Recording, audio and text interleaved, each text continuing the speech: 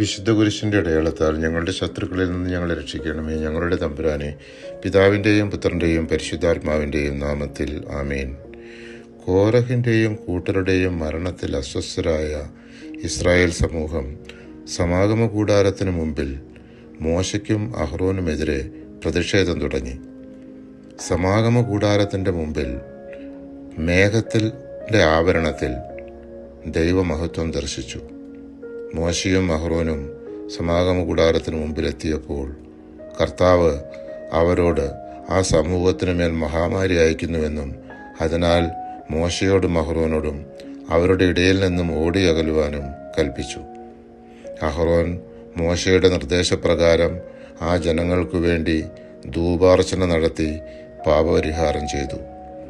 മഹാമാരി അവസാനിച്ചെങ്കിലും ഏതാണ്ട് 14,700 പേർ അവിടെ മരിച്ചു വീണു.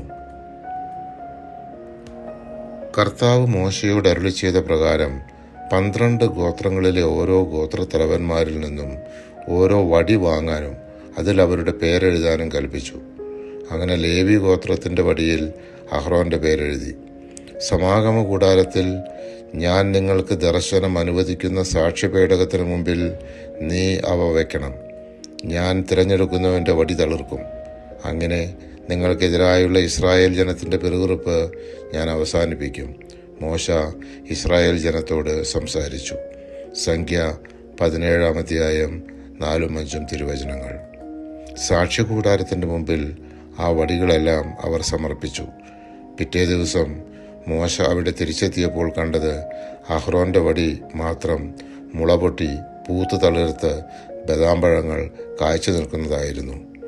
മോശ എല്ലാ വടികളും തിരിച്ചെടുത്ത് ഓരോരുത്തർക്കായി തിരിച്ചു നൽകി.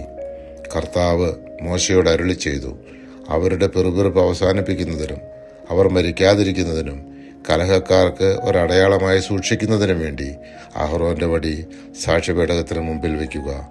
സംഖ്യ 17-ാം അധ്യായം 10-ാം തിരുവചനം.